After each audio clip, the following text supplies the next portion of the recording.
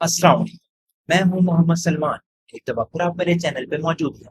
Channel को subscribe करना ना भूलें और वीडियो पसंद आए तो इसे लाइक और शेयर जरूर करें।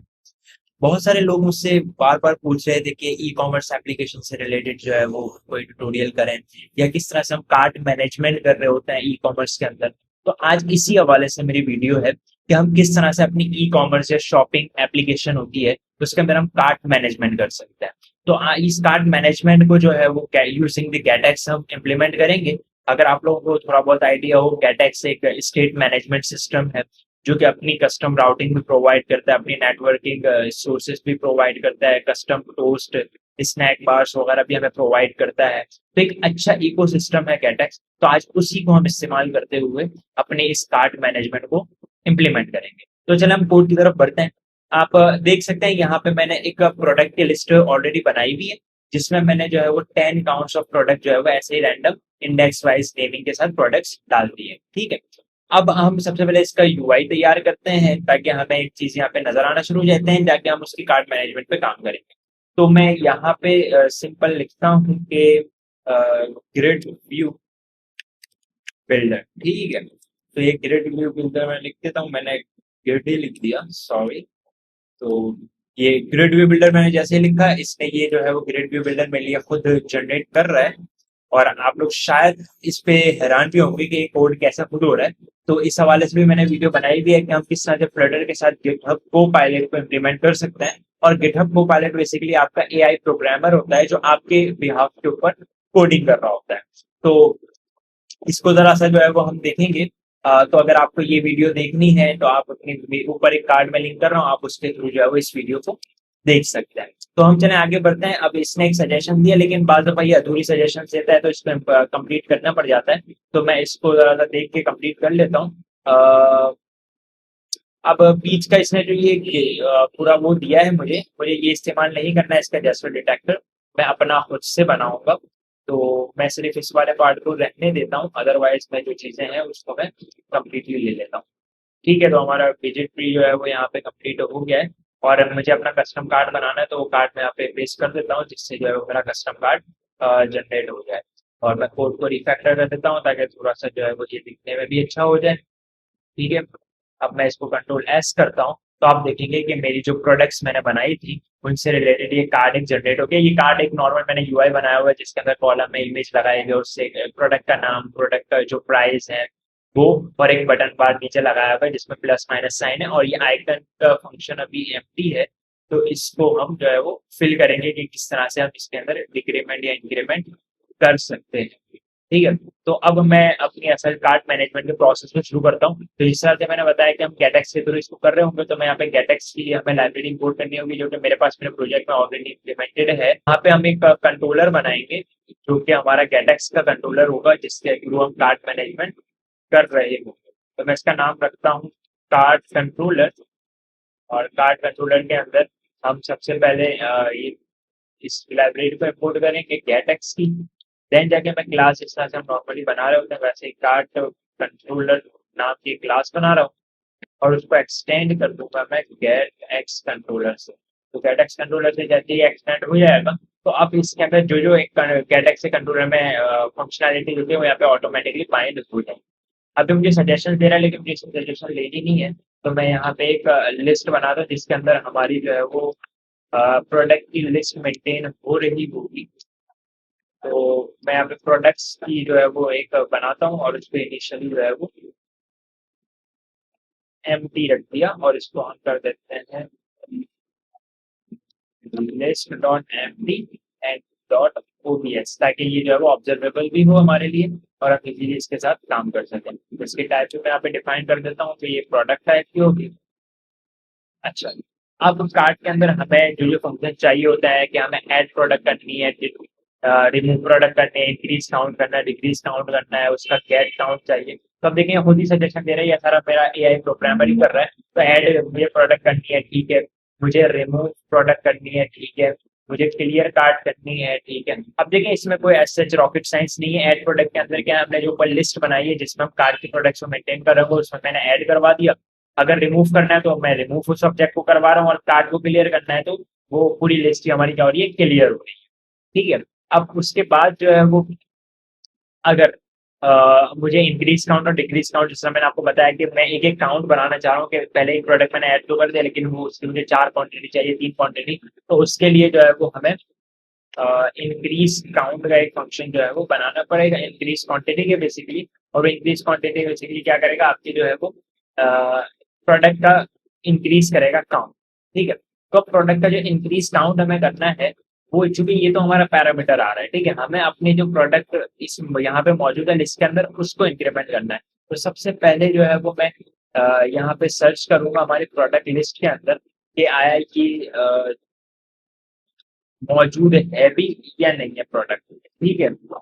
तो मैं फर्स्ट क्लियर करता हूँ कि एक ही हमारे पास प्रोजेक्ट प्रोडक्ट मौजूद होगा, ज्यादा हम इसको इम्प्लीमेंट कर रहे हैं। तो जो एलिमेंट है वो अगर प्रोडक्ट के बराबर है, तो फिर आप उसका क्या कर लो, इंक्रीज क्वांटिटी कर लो। अभी जो प्रोडक्ट है ना, बेसिकली प्रोडक्ट की क्लास के अंदर मैंने जो है वो फंक्शन बनाया हुआ है इंक्रीज डिक्रीज काउंट का और सेट काउंट क्वांटिटी का। तो इससे क्या होगा, इंक्रीज क्वांटिटी में कुछ नहीं, जो उस प्रोडक्ट की क्वांटिटी अपनी है उसके अंदर वो +1 कर देगा, जो डिक्रीज है तो उसके अंदर वो -1 कर देगा। और सेट अगर हमें कोई इस पे डायरेक्टली नंबर सेट कराने, चूंकि इसकी हमें अभी तो जरूरत नहीं पड़ेगी, लेकिन अगर किसी केस में पड़ जाती है तो ये भी बना के रखा हुआ है। ठीक है। तो ये यहीं से जो है वो इंक्रीज का इसकी क्वांटिटी करवाती है। लेकिन अब यहाँ पे एक सवाल ये उठता है कि हमारे पास अगर एक प्रोडक्ट पहले से हमारी लिस्ट में ऐड ही नहीं है, तो उसका इंक्रीज काउंट कैसे होगा? तो उसका इंक्रीज काउंट नहीं होगा तो हमें यहाँ पे एक चेक लगाना पड़ेगा कि इस हमारी जो प्रोडक्ट्स है उसके अंदर प्रोडक्ट कंटेन करता है तो ही ये वाला काम। ठीक है। एल्स अगर हम करें तो एल्स के अंदर हमें क्या करना है, इस प्रोडक्ट को ऐड करवा देना है। ठीक है। तो फिर आपकी ये क्या करेगा कि अगर हमें प्रोडक्ट पहले से लिस्ट में मौजूद होगी तो ये उसे उसका क्वांटिटी को ऐड कर इंक्रीज करेगा, अदरवाइज वो उस प्रोडक्ट को ऐड कर देगा। तो सेम सिनेरियो हम जो है वो इसकी डिक्रीज के अंदर चलाते हैं कि डिक्रीज हमें क्वांटिटी करनी है, तो अगर क्वांटिटी हमारे पास प्रोडक्ट मौजूद होगी तो ही उसकी क्वांटिटी डिक्रीज होगी, अदरवाइज तो उसकी क्वांटिटी डिक्रीज नहीं हो। ठीक है। तो यहाँ तक समझ आ गया होगा। अच्छा, अब हमें जो है ना वो ये भी चाहिए होगा कि किसी जो है ना वो हमारे पास ये जो बीच में नंबर आ रहा है कि हमें किसी भी जो हमारी प्रोडक्ट है वो अभी कार्ट में कितनी मौजूद है। तो मैं अगर यहाँ पे करूँ गेट क्वांटिटी, तो गेट क्वांटिटी हमें बेसिकली क्या करवाएगी कि हमें उस प्रोडक्ट की जो हमारी प्रोडक्ट अगर कार्ड में मौजूद है तो उसका जो क्वांटिटी है वो हमें रिटर्न कर देगा। तो डॉट क्वांटिटी हम यहाँ पे रिटर्न करवा लेते हैं, और ये चूंकि इंटीजर रिटर्न कर रहा होगा तो यहाँ से हम जो है वो इसको रिटर्न करवा देते हैं। और अगर ये क्वांटिटी नहीं मौजूद होगी तो हम रिटर्न 0 करवा देंगे। ठीक है। अब यहाँ पे ये क्या इशू दे रहा है, ये कह रहा है नल लेबल। ओके, ठीक हो गया। अच्छा, अब हम इसको जो है वो हमारे असल जो यूआई थी उसके साथ इसको बाइंड करते हैं। तो अब यूआई में बाइंड करने के लिए अब सबसे पहले हम यहाँ पे अपना कंट्रोलर, जो कार्ड कंट्रोलर है उसको इनिशियलाइज करेंगे। तो अगर आपको थोड़ा बहुत भी गेटएक्स का आइडिया हो तो हम जो है वो अपने कंट्रोलर को गेट डॉट पुट करके इनिशियलाइज करते हैं। ठीक है। तो यहाँ पे मैं गेट डॉट पुट करके इनिशियलाइज करूंगा, तो ये मेरा यहाँ पे कंट्रोलर इनिशियलाइज हो गया। अब मैं जो भी फंक्शन है उसको मैं कंट्रोलर डॉट करके एक्सेस कर सकता हूँ। तो मैं यहाँ पे कंट्रोलर और अब यहाँ पे जैसे कि मैं कहूँ कि जैसे माइनस करने वाला फंक्शन है तो यहाँ पे हमें क्या डॉट डिक्रीज करनी होगी क्वांटिटी को। ठीक है। और जो हमारा जो प्लस वाला फंक्शन था, यहाँ पे हमें कंट्रोलर डॉट इंक्रीज करनी होगी क्वांटिटी को। ठीक हो गया। अब ये यहाँ तक तो हमारा मसला हल हो गया। अब यहाँ पे आगे जिस तरह से हमने गेट का फंक्शन बनाया था, तो इसी तरह से यहाँ पे हम गेट का फंक्शन को लिंक करेंगे। तो मैं यहाँ पे कर देता हूँ कंट्रोलर डॉट गेट क्वांटिटी, तो यहाँ पे गेट क्वांटिटी भी लाके दे देगा। ये कांस्टेंट नहीं रहा तो मुझे कांस्टेंट हटाना पड़ेगा। ठीक है। अभी भी ये इशू दे रहा है, कह रहा है कि अच्छा ये चीज को मुझे जो है वो मैं इसको इन्वर्टेड कॉमास में ही ले आता हूँ ताकि जो है वो ये इजीली मैप हो जाए। ठीक है।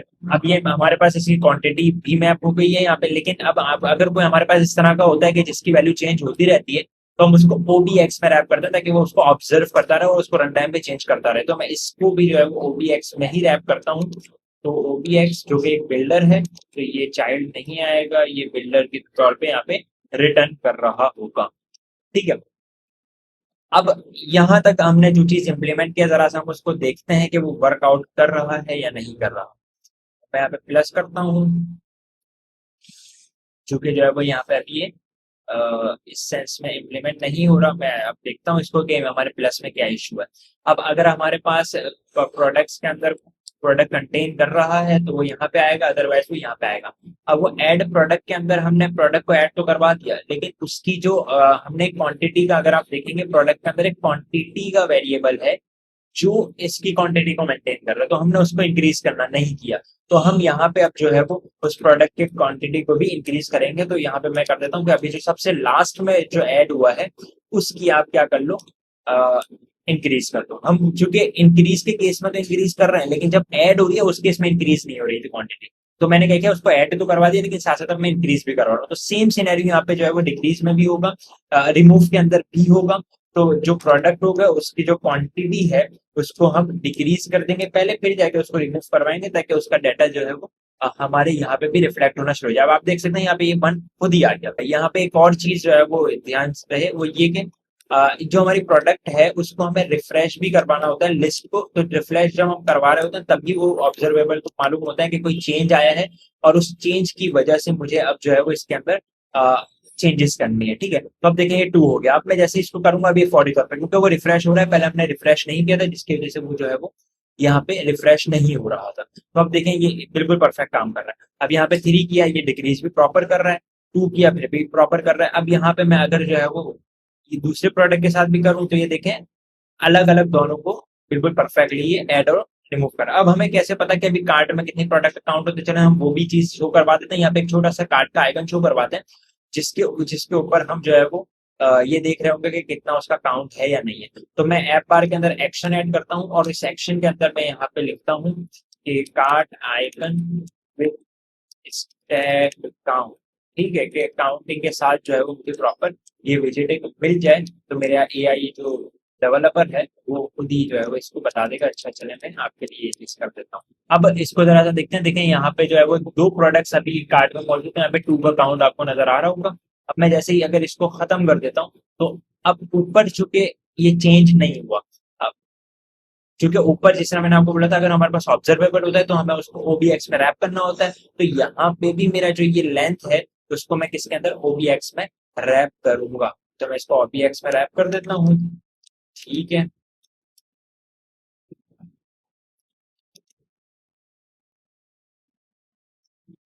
सही। अच्छा, अब ये ओबीएक्स में रैप हो गया है, लेकिन अभी भी ये 2 है। एक दफा हम कार्ड कंट्रोलर में जाके देखते हैं कि हमने यहाँ पे भी कोई गड़बड़ की है। अच्छा, तो अगर कंटेन करता है तो ये यहाँ पे आए और उसका डिक्रीज क्वांटिटी कर दे।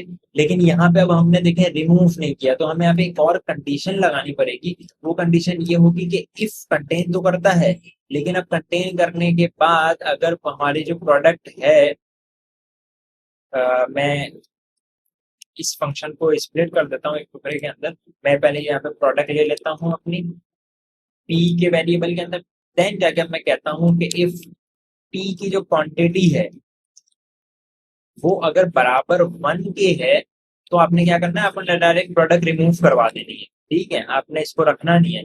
एल्स के अंदर आपने क्या करना है कि आप उसको डिक्रीज करेंगे। ठीक है, तो अब ये हमारा बिल्कुल परफेक्ट चलना चाहिए। मैं रिस्टार्ट करता हूँ ताकि बिल्कुल फ्रेश हमारे पेज चले, और उसके बाद हम इसको ऐड करके देखते हैं कि ये ऐड होता है या नहीं होता। अब देखिए मैं प्रोडक्ट 0 को पहले इंक्रीज कर रहा हूँ, बिल्कुल परफेक्टली इंक्रीज हो रहा है। प्रोडक्ट 1 को भी इंक्रीज कर लेता हूँ 4 क्वांटिटी तक, प्रोडक्ट 2 को भी कर लेता हूँ। अब मैं किसी एक को बिल्कुल कार्ड से निकाल देता हूँ। अब आप देख सकते हैं अब कार्ड के ऊपर काउंट 3 नजर आ रहा है। अब मैं जैसे प्रोडक्ट 1 को यहाँ से निकाल देता हूँ और मैंने ये ठक कर दिया, तो अब ये जैसे 0 हुआ आपने देखा ऊपर ये 2 हो चुका है।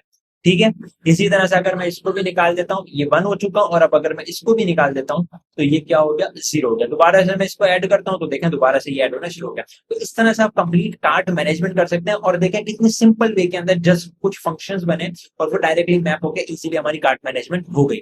तो उम्मीद है आपको ये वीडियो पसंद आई होगी। इसकी और भी सीरीज में इंशाल्लाह कंटिन्यू करूंगा। अपना ख्याल रखें, अल्लाह हाफिज।